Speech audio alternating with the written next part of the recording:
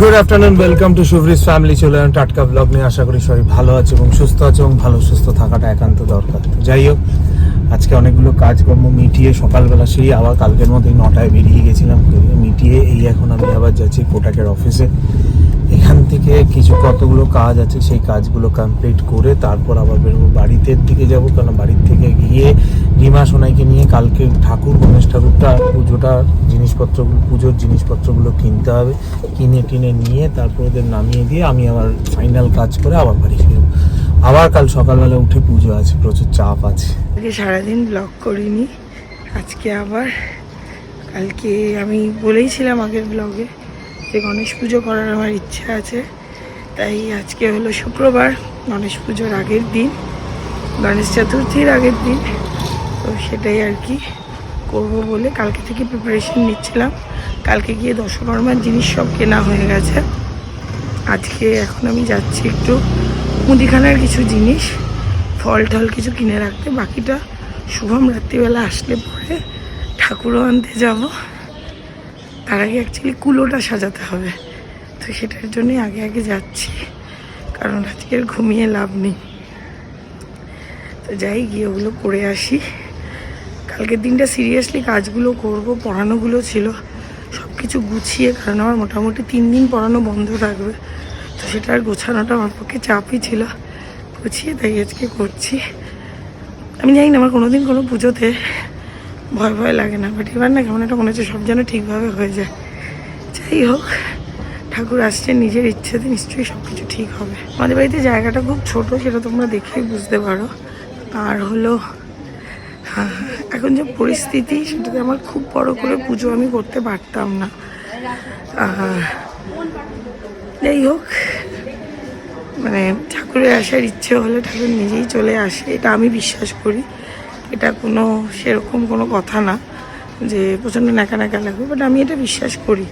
মানে কালকে যখন আমি ঠাকুরের জন্য থালাটা কিনছি, আমি প্রথম অন্য একটা থালা পছন্দ করেছিলাম। তারপর দেখছি বারবারই ওনারা হিসাবের এতে এই থালাটাকেই ধরে ফেলছিল। লাস্টে গিয়ে আরেকজন ভদ্রলোক বললেন যে এই থালাটা নাও, হঠাৎ করে। তখন এই মাকে বললাম, মা হয়তো এই থালাটাই ভোগ খাওয়ার ইচ্ছে, তো এই থালাটাই নিই।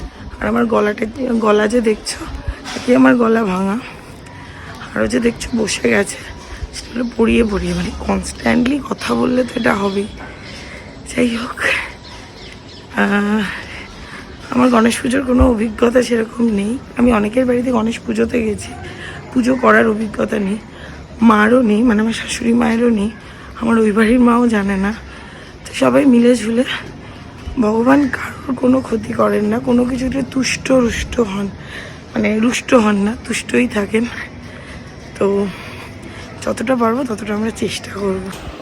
এই ফিরে দেখছি এখানে সমস্ত বাসনপত্র বার করে রাখা। তো পুজোর প্রস্তুতি শুরু। এই এতক্ষণ পর দুজনে বেরোতে পারলাম, ঠাকুর আনতে বেরিয়েছি। তো কিছু কিছু টুকিটাকি জিনিস এখনো ভুলে যাওয়া হয়েছে বা আনা হয়নি, সেগুলো টুকিটাকি জিনিস দশকর্মা, সেগুলোকে ফাইনালি কিনে নেবো আর ঠাকুর কিনে তবে বাড়ি যাবো। আমি তো তখন সব কিছু কিনতে বেরিয়েছিলাম, বাট ওই এক হাতে একা জিনিস নিয়ে তারপরে আর ব্লগটা তখন করতে পারিনি। শুভম তো আসার পর দেখালে যে কী এনেছি। আর এখন চলছে ডেকোরেশন, আমি আর সোনাই বসে ডেকোরেশন করছি, আর এখানে দ্য বস চলে এসেছে। যাই হোক, এখন আর মুখ দেখাচ্ছি না। কালকে হবে দর্শন, আমি তো দেখেই কিনেছি। কালকে হবে দর্শন, আর ঠাকুরটা একটুখানি বড় হয়ে গেছে। আমি শুভম বলছে, শুভম এক সাইজ ছোটো, এখন বলু এক সাইজ ছোটো নিলে কি ঠিক হবে? শুভম বলছে না, এটাই নেব।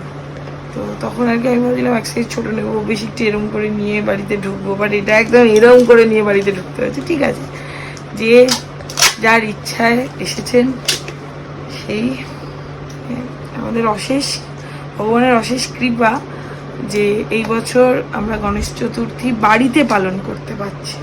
এনি বক্তব্য, তাই না? ভগবানের অশেষ কৃপা না? খুব ভালো লাগে গণেশ ঠাকুর, আমারও খুব ভালো লাগে। আমার সব গণেশ ঠাকুরই ভালো লাগে, জানতো, যেটা তুই। এই দেখো, আসলে আমাদের জায়গাটা অনেকটা ছোট, তো সেই জায়গায় একটু আর কি বড়ই লাগছে। ঠিক আছে, হয়তো অনেক বড় কিছু অপেক্ষা করছে সেই আশায়।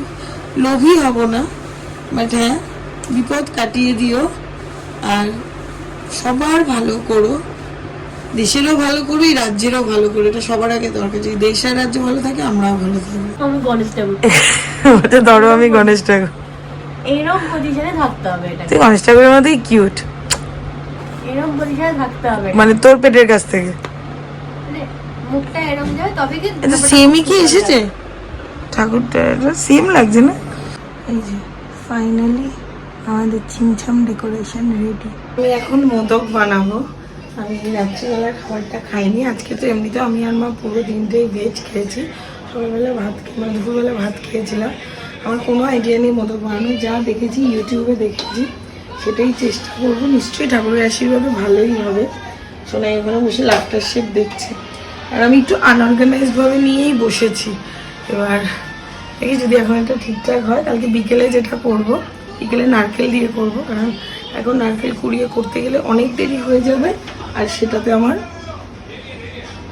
কালকে সকালবেলা উঠতে অনেক দেরি হয়ে যাবে, তো ফাটাফাট বানিয়ে নিই। বানাতে বানাতে কথা বলবো না ঠিকই করেছিলাম, যাই হোক হচ্ছে এটা। এখনও বেশ অনেকটাই টাইম লাগে, সময় সাপেক্ষ ব্যাপার। রিলসে দেখলে মনে হয় 1 মিনিটে হয়ে যায়, বাট বেশ অনেকটা সময় সাপেক্ষ ব্যাপার। যাই হোক, আমি খালি ঠাকুরকে ডাকছি, ঠাকুর যেন হয়ে যায়, সবার হচ্ছে আমার হবে না। আমি এত রিলস দেখছি, যাই হোক হয়ে গেছে। কালকে আমি পুজোটা করছি একদমই আমার বাড়ির সব লোকজনদের নিয়ে। এদিকে আজকে শুনলাম অর্পিও পুজো করছে। অর্পি আমাকে ফোন করে বললো ভাই আসিস দুপুরবেলা, কিন্তু আমি দুপুরবেলা কী করে যাবো বলো, আমার বাড়িতেই পুজো, তারপরে আমার মা মাসিরা আসবে। আমার জায়গাটা যেহেতু ছোটো, আর ছাদে প্যান্ডেল করে এই মুহূর্তে অতগুলো লোকের অ্যারেঞ্জমেন্ট করা আমার পক্ষে সম্ভব না, তো এই জন্য আমি আর কাউকে সেইভাবে বলিনি। এই বলার ইচ্ছা তো সবারই থাকে না, আমাদের বাড়িতে তো দেখো ওই পুজোই বেশি হয় অন্য কোনো অকেশনের থেকে। তো যাই হোক, সেই জন্য পরের বছরই হবে। শুভম যদি সময় পায়, শুভম নিশ্চয়ই একবার যাবে, আমার হবে না। আমি তো এই বাড়ি ফিরলাম, বাড়ি ফিরেই দেখছি এখানে সব মোদক বানানো হচ্ছে, অলরেডি একটা বানিয়ে ফেলেছে। আর এই যে ছাঁচগুলো ওকে এতটা দূর থেকে বলছি কারণ ওটা বানাচ্ছি বলে, বাট একবার দেখা। আর এই যে ওগুলো তো বেটে বেটে হয়েছে, আর এগুলো লম্বা লম্বা। আস্তে আস্তে বুঝেছি আর কি। আমি এর আগে কোনো প্র্যাকটিস করিনি, 2 দিন আগে থেকে এটা বানালে ঠিক হতো, বাট অ্যাজ ইউজুয়াল আমি সময় পাইনি, তো সেই জন্য আর কি এখন বানাচ্ছি। যাই হোক, গণপতি বাপ্পা মৌরিয়া, মঙ্গল মূর্তি মৌরিয়া। তার সাথে এটাও দেখাতে ভুলে গেছি, অন্ধকার করেই দেখাচ্ছি যাতে লাইটিংটা তোমরা বুঝতে পারো। এটা পুরো রিমা করেছে নিজের হাতে, পিছনে সোনাই আর রিমা মিলে করেছে। ডেকোরেশনটা দারুণ হয়েছে। এই প্রথমবার বাড়িতে গণেশ পুজো হচ্ছে, সত্যিই ভালো লাগছে। Good morning, welcome back to a new blog.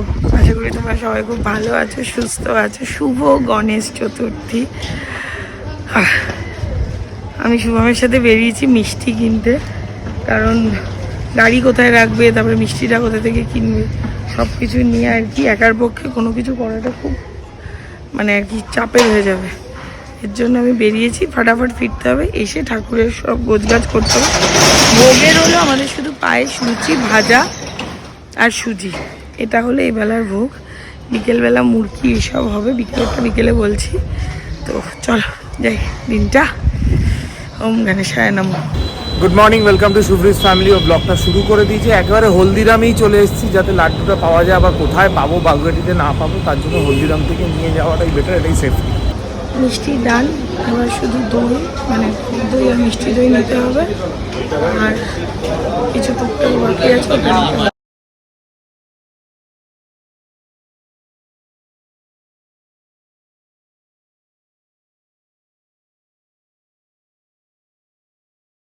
এই যে পুজোর যে ক্লিপিংসটা দেখলে, এই গণেশ পুজোর লেক টাউনে এসেছিলাম, দিয়ে এলাম। প্রসেনজিৎ বুয়া, তোমরা বোধহয় ওকে ব্লগে দেখোনি বোধহয় কোনোদিন। তো একটা সময় এই জায়গাটায় বসে প্রচুর আড্ডা গল্প, তো সেই 6 বছর আগে পুজোটা শুরু হয়েছিল, তো সেই পুজোটা ও এখনো কন্টিনিউ করে যাচ্ছে। তো আমরা আবার কাজের চাপের ফাঁকে সময়টা দিয়ে উঠতে পারি না, একটু ডিটাচ হয়ে যাওয়া। তো সেখান থেকে আবার ইনভিটেশন পাঠিয়েছিল আমাকে হোয়াটসঅ্যাপে, আর আমাকে আর রিমার জন্য, তো ওই জন্য এসে পুজোটাও দিয়ে গেলাম। ও বললো বিকালে আসিস, অনেক গান বাজনার প্রোগ্রাম রেখেছে, মানে নিজেদের মধ্যে আর কি, যেটা হয় কালচারাল প্রোগ্রাম সেরকম আর কি। বাড়ির পুজোটা, আরতিটা কখন হবে সেই বুঝে যদি সময় হয় তাহলে আসবো। বাকি জিনিসপত্র সব নেওয়া হয়ে গেছে, কিছু জিনিস পেছনেও ছিল, ওগুলো বাকি ছিল, সব নেওয়া হয়ে গেছে। এখানে অ্যারেঞ্জমেন্ট মোটামুটি কমপ্লিট হয়ে গেছে। জাস্ট শোনা এখানে আলপনাটা দিচ্ছে, আলপনাটা দেওয়া হয়ে গেলেই কাজ শেষ। আমি এখন দৌড়াদৌড়ি করছি, প্রতিবারের মধ্যে অ্যাজ ইউজুয়াল যেটা হয় লাস্ট মোমেন্টে আমাদের রেডি হওয়া হয় না, এভাবেই বসে পড়ি। ঠাকুর আমার এই রূপটা, তোমরা আমার এই রূপটাতে অভ্যস্ত, ঠাকুর আমার এই রূপটাতে। কেন, সময় আছে তো, রেডি হতে পারবি।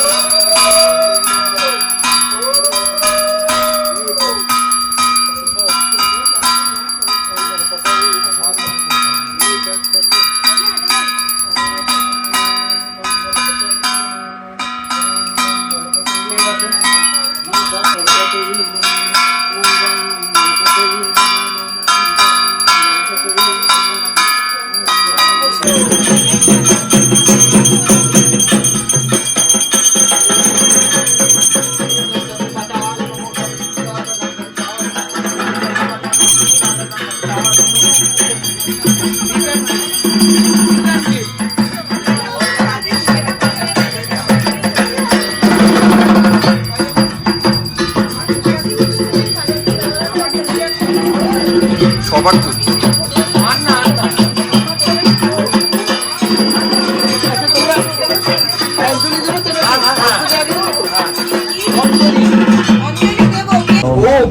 वक्रतुंड वक्रतुंड महाकाय महाकाय सूर्यकोटि समप्रभु निर्विघ्नं कुरु मे देव सर्वकार्येषु सर्वदा एतत् स्वचन्दन बिल्वपत्र उपासयित श्री गं गणपतये नमः।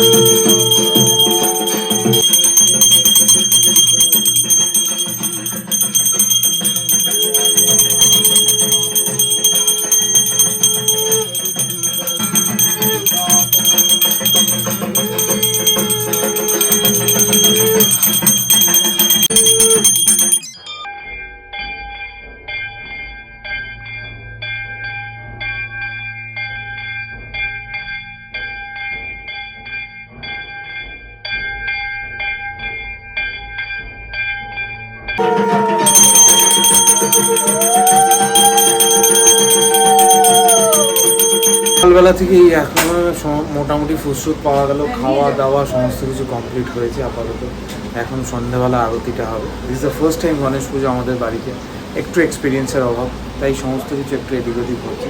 আপাতত নেক্সট ইয়ার থেকে আরও ভালো হবে।